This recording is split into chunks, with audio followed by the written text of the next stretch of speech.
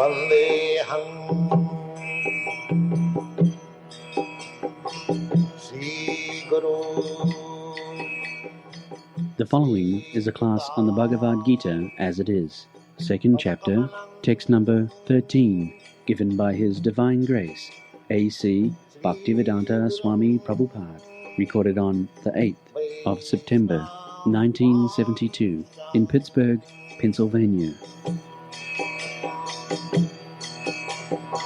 Sri Rupam Chakrajatam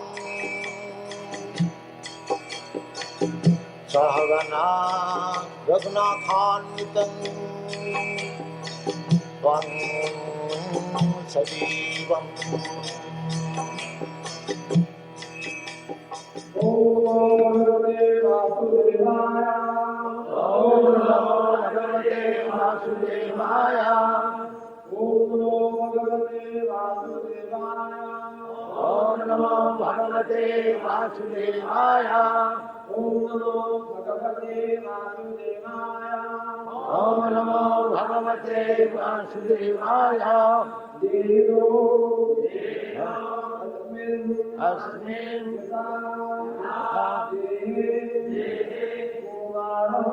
Gomaram Lomanam Jara Tatha Dehantaram Prapti Dhira Tatra Namayate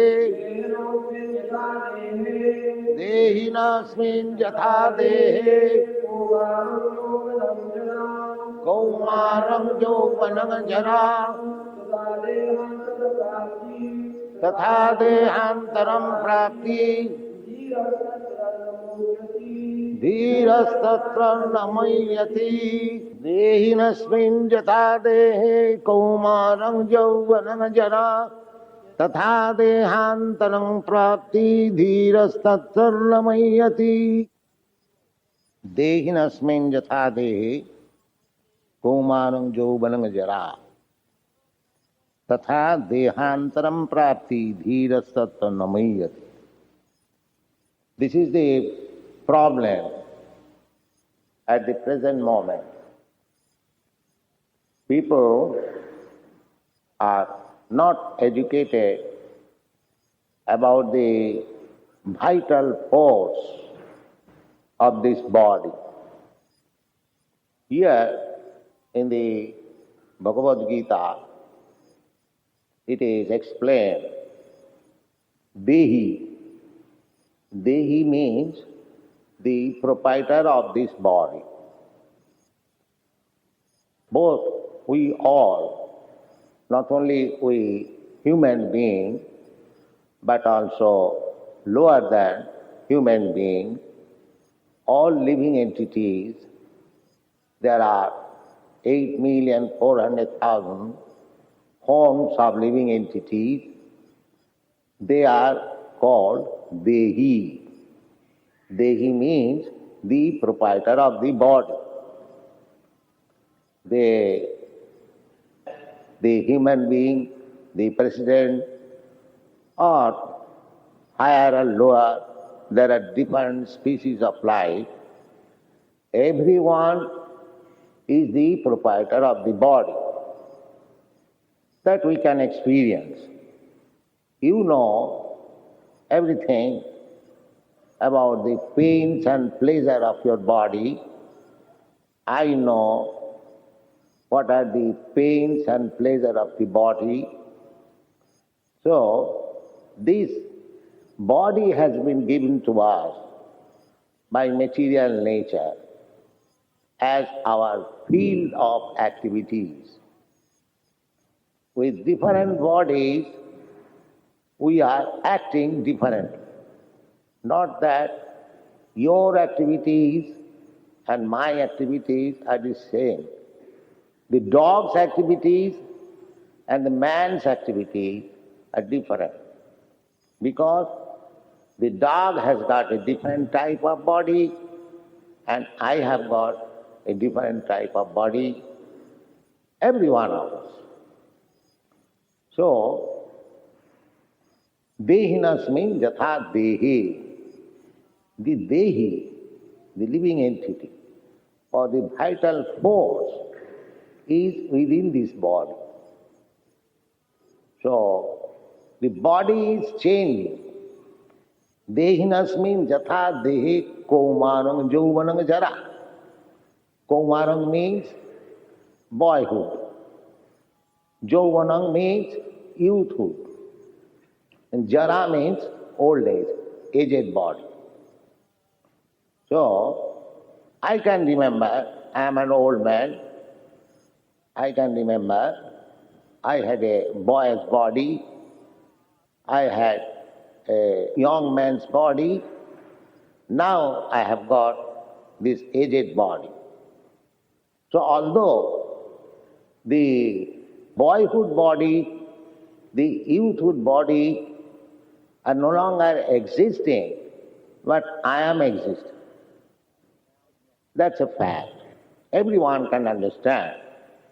He has got past, present and future. You are all young boys and girls present here. So, you had your past body as boyhood, childhood. Similarly, you have got your future body also. That is awaiting. I have got it, you are awaiting.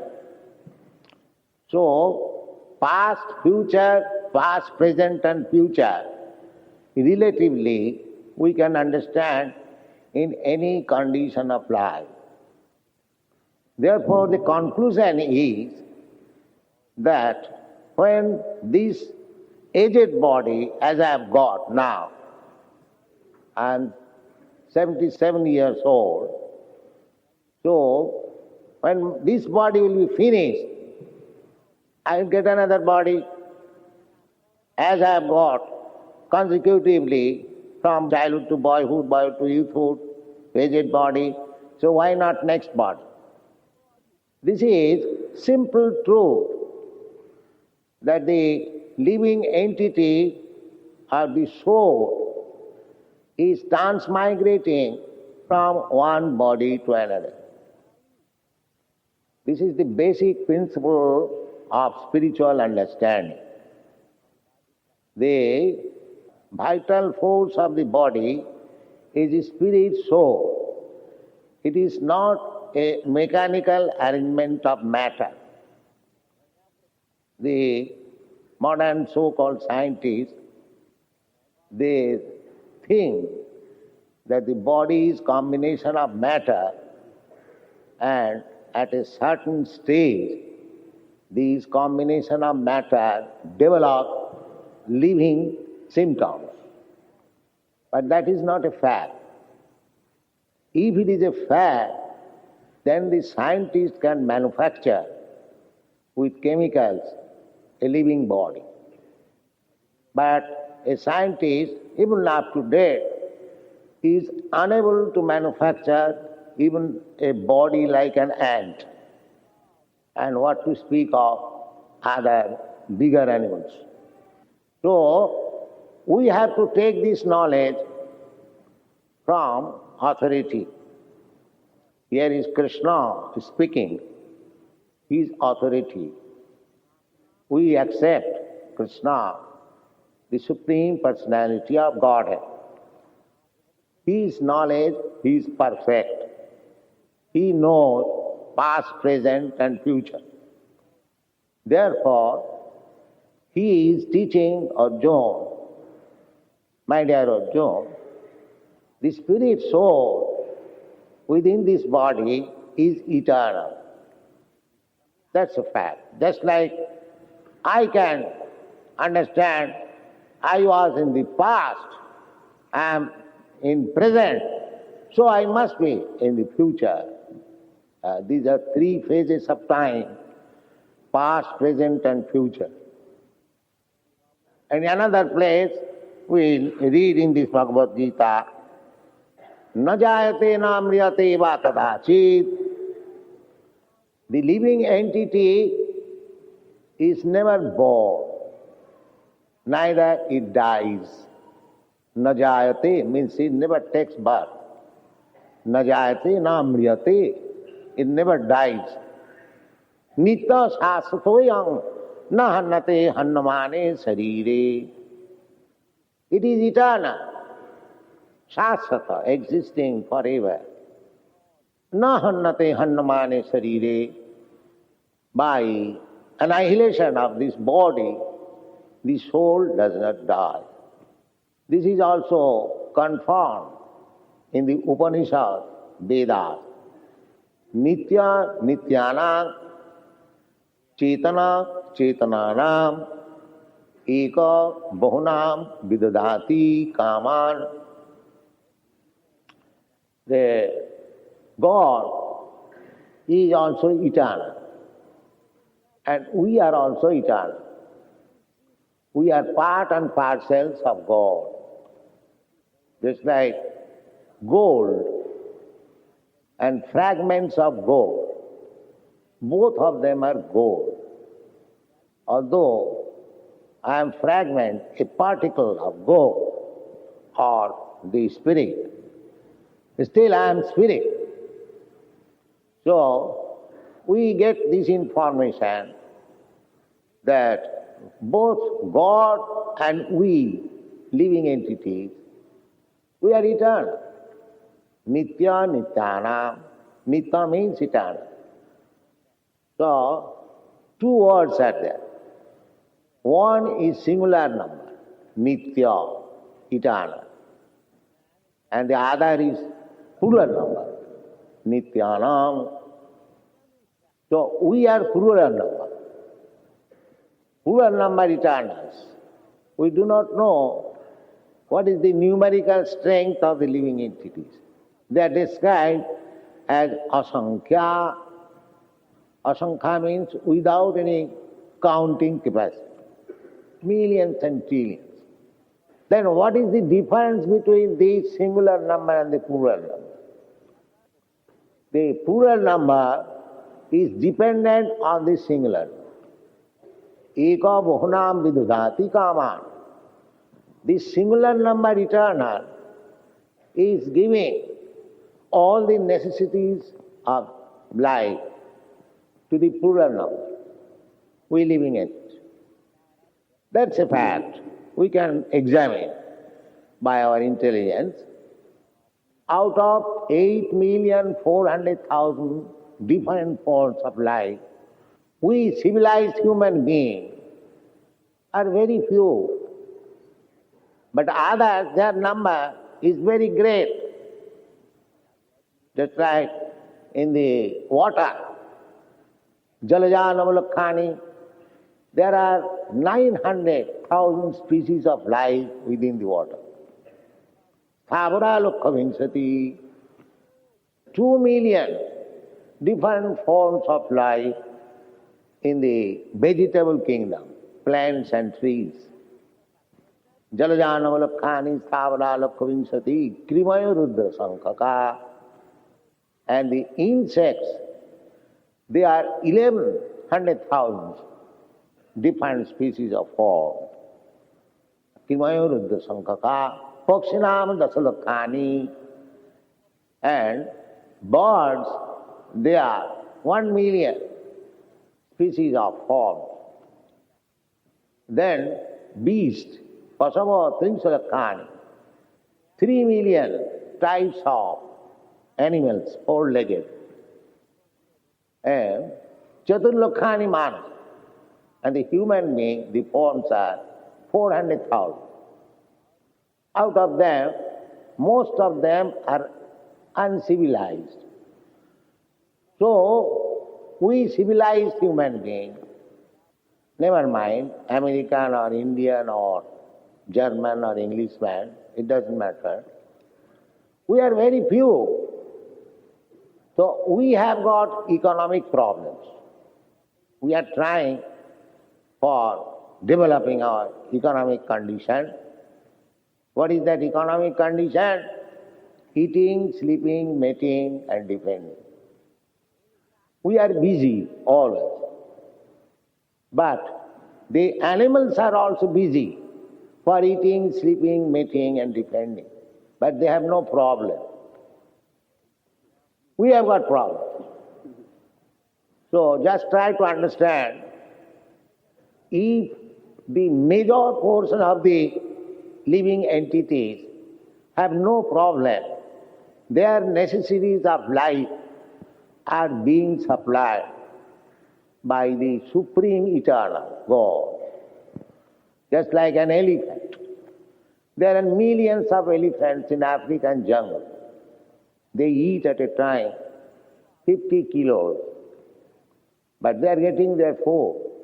Similarly, a small ant, it requires a grain of sugar.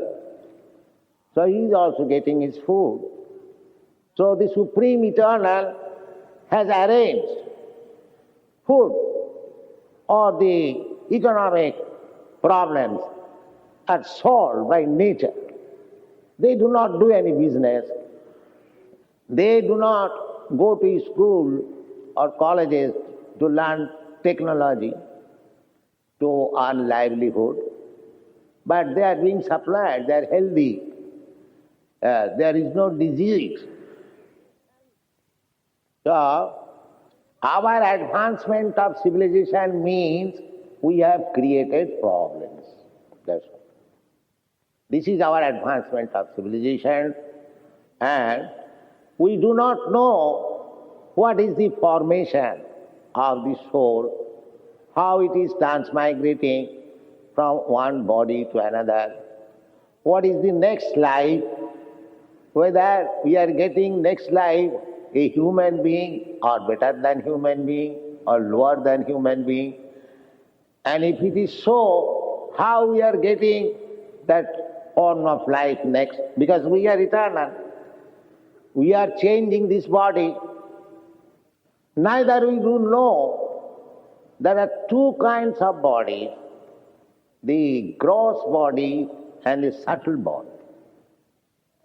This gross body is made of earth, water, fire, air, ether. And the subtle body is made of mind, intelligence and ego. Within the subtle body, the soul is there. Now, when this gross body becomes useless or unworkable, then the subtle body carries me to another gross body. This is called transmigration of the soul. But we do not see the subtle body. Every one of us, we know that we have got mind, but we cannot see the mind. Neither we can see intelligence, neither I can see what is my ego. But they are existing. It is not necessary that everything you have to see with your blunt eyes. The eyes, they are not perfect. Just like the other side of this hall is dark, I cannot see, although I have got the eyes. So, even though you have got eyes, it is very imperfect. It cannot see in all circumstances. Under certain circumstances we can see. Therefore, we should not believe simply by seeing. But one thing, although I cannot see you, you can hear me, or I can understand that you are hearing. The ears are stronger than the eyes. So, things which is beyond our experience, we can hear about it. Even though we cannot see, it does not mean there is no existence of things. The same example. Even though I cannot see what is mind, what is intelligence, what is ego, but I can hear about it. Therefore, perfect knowledge is acquired by hearing. So we accept knowledge, perfect knowledge, by hearing. Another example, suppose a man is sleeping. At that time, if somebody is coming to kill him, he's sleeping, he does not know. But if some of his friend warns him, my dear Mr. Such and such, somebody is coming to kill you, wake up. He can hear and he can wake up and take precaution. Therefore, when our other senses cannot work, our ear is very strong. Therefore, it is recommended that you try to hear from the authoritative person. Educational system is also like that. Why do you come to university, school and college? To hear from an experienced professor. He knows, and you acquire the knowledge by hearing. So the process of hearing is very important. So this Krishna consciousness movement is to propagate that you hear from the authority Krishna. Krishna is the Supreme Personality of Godhead. It is accepted in the present age and in the past age.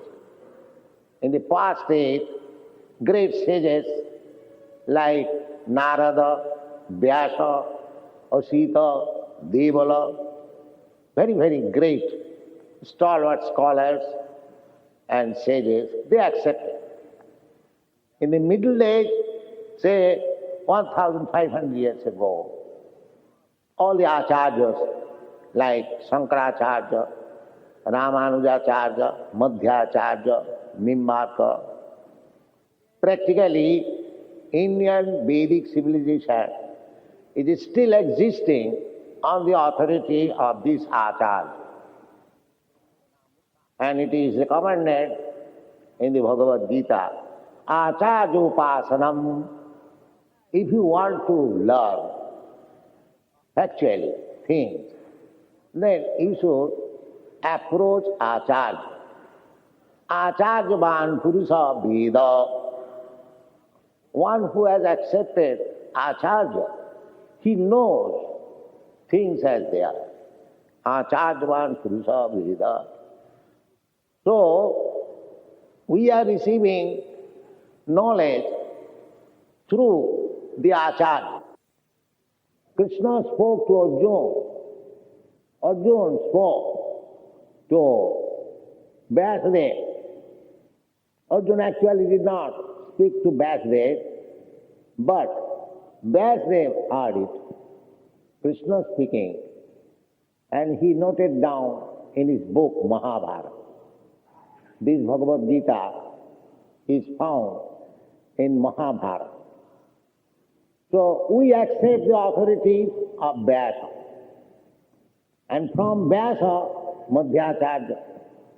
From Madhyacharya, so many disciplic succession up to Madhavendra Puri. Then Madhavendra Puri to Ishwar Puri. From Ishwar Puri to Lord Chaitanya Dev. From Lord Chaitanya Dev to 6 Goswamis. From 6 Goswamis to Krishnadas Kaviraj. From him, Srinivas Acharya, from him, Vishwanath Chakravarti, from him, Jagannath Das Babaji, then Gaur Krishna Das Babaji, Bhaktivinoda Thakur, my spiritual master. The same thing we are preaching. That is Krishna consciousness. It is nothing new.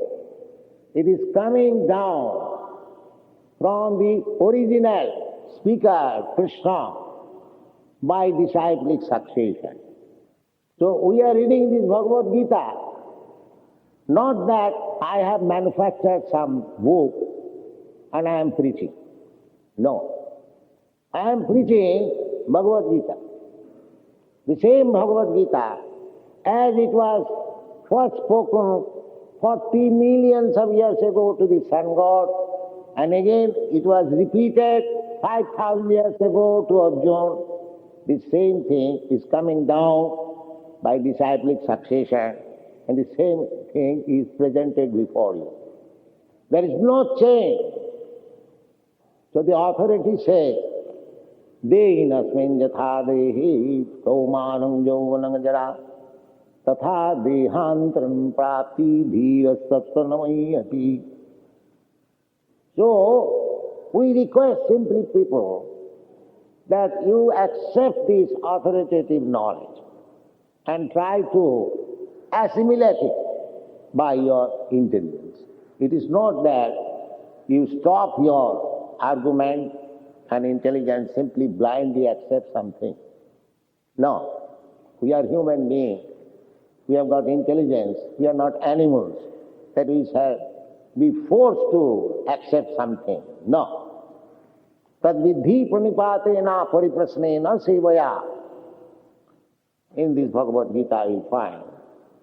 You try to understand. Tad vidhi. Vidhi means try to understand. Pranipat. Pranipatena means surrendering. Not by challenge. A student should be very submissive to the spiritual master. Otherwise, he will be bewildered, submissive, reception. Our process is Tasmad Gurum Prapaddeta Jigyasu Seuttamam Abdi Parecha Nisnatam Brahmani Upasamasayam. This is the injunction, Vedic. If you want to know things which is beyond your conception, beyond your sense perception, then you must approach a bona fide spiritual master. What is the symptom of bona fide spiritual master? Every man wants to become spiritual master. That is also stated. Shabde parecha nisnatam.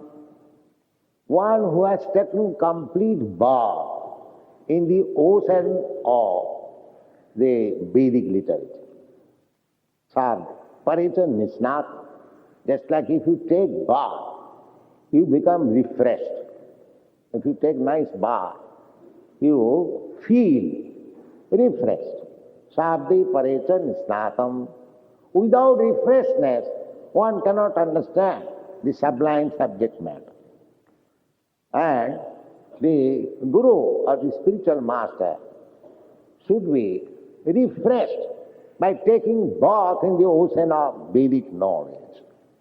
And what is the result? Shabde parecha nisnatam brahmani upasamasayam. After such cleanliness, he has taken shelter of the Supreme Absolute Truth without any material desires.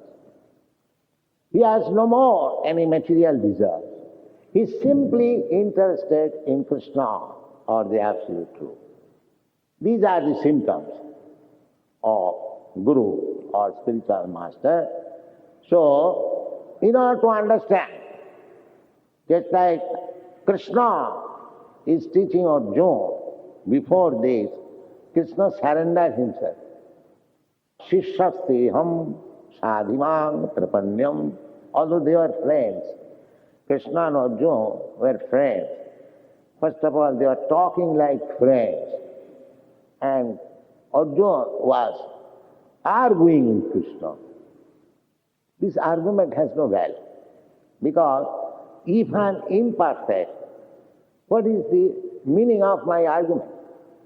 Whatever I shall argue, that is also imperfect. So, what is the use of wasting time by imperfect argument? This is not process.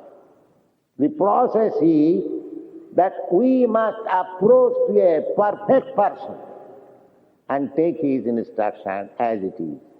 Then our knowledge is perfect. Without any argument. We accept Vedic knowledge like that. For example, just like stool of an animal, it is stated in the Vedic literature that it is impure. If you touch stool, according to Vedic system, even after passing my own stool, evacuating, I have to take bath. And what to speak of other stool? That is the system. The stool is impure. One, after touching stool, he must take bath. This is Vedic India. But in another place it is said that the stool of the cow is pure. And if cow dung is applied in some impure place, it will be pure. Now by your argument, you can say that a stool of an animal is impure. Why it is said in one place pure and another place impure? This is contradiction. But this is not contradiction. You practically make experiment. You take cow dung and apply anywhere, you will find it is pure. Immediately purified. So this is Vedic India. They are perfect knowledge.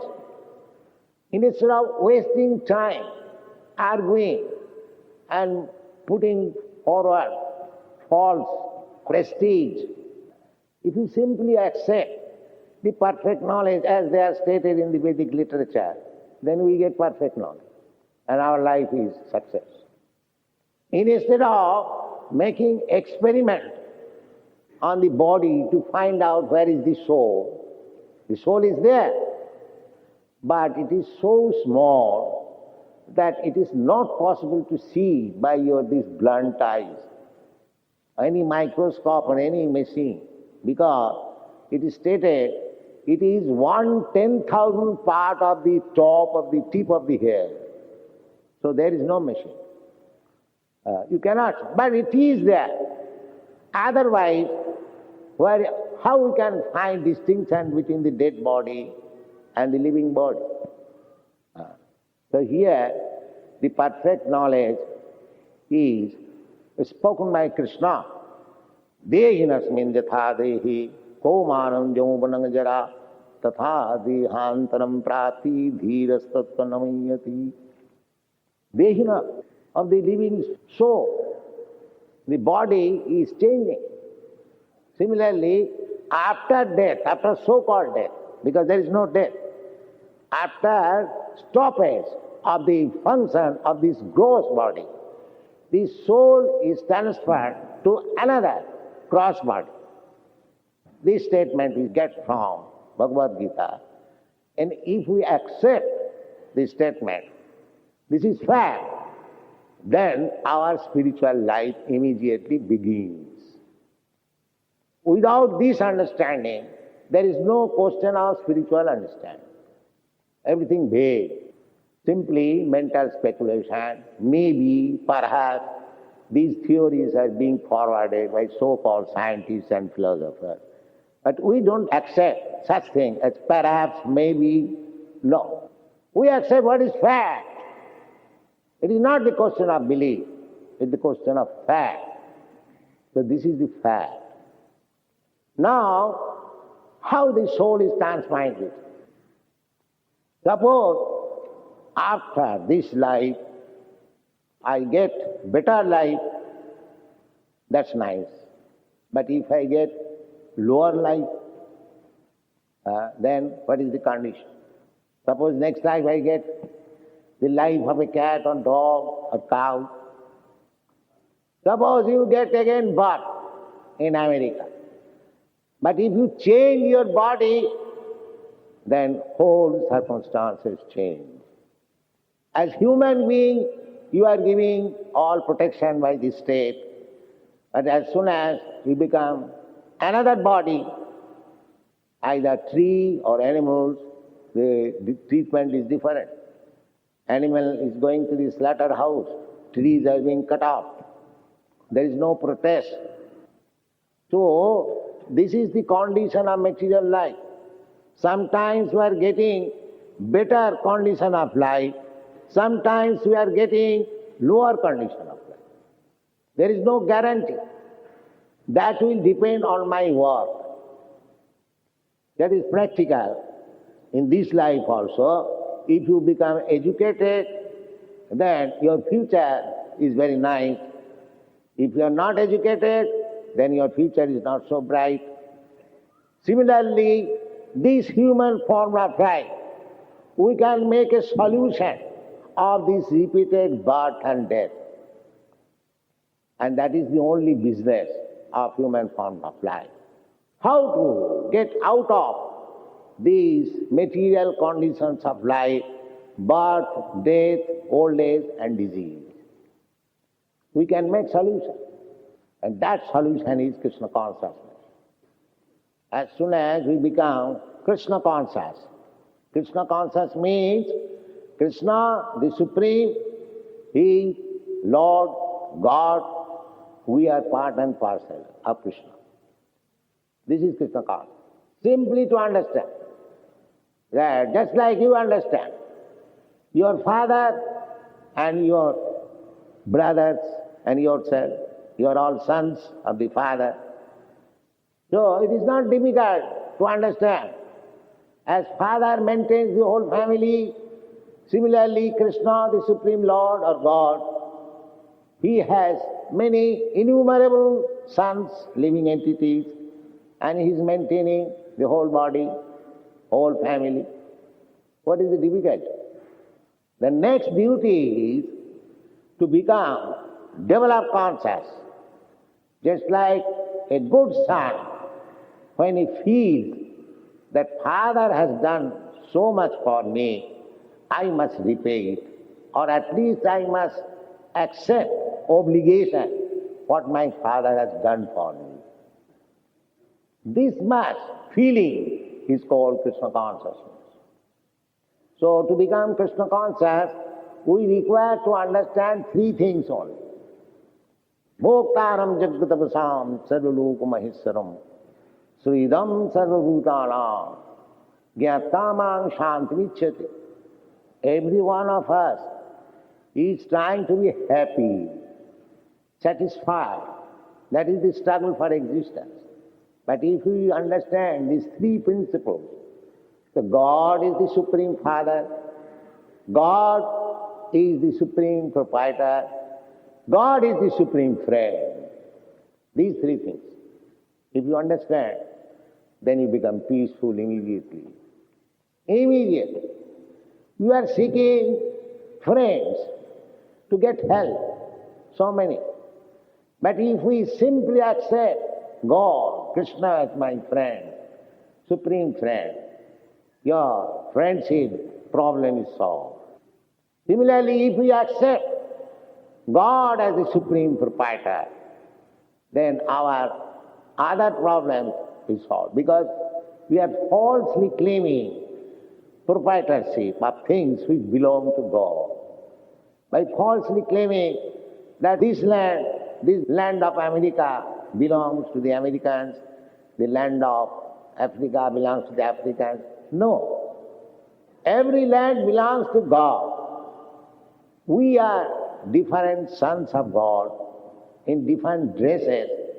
We have got right to enjoy the property of Father God without infringing others' right.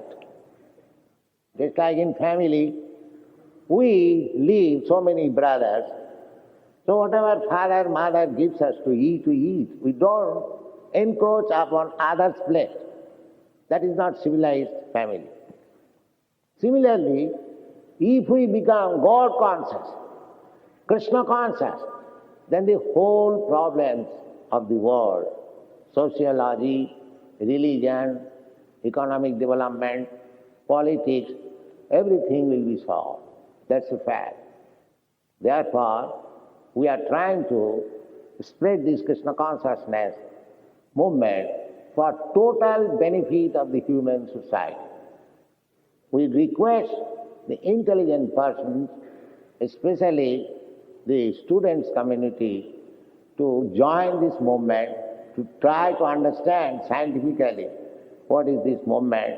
We have got many books, at least 24 books, big voluminous. So you can read them, you can try to understand this movement and join with us. Thank you very much. Hare Krishna.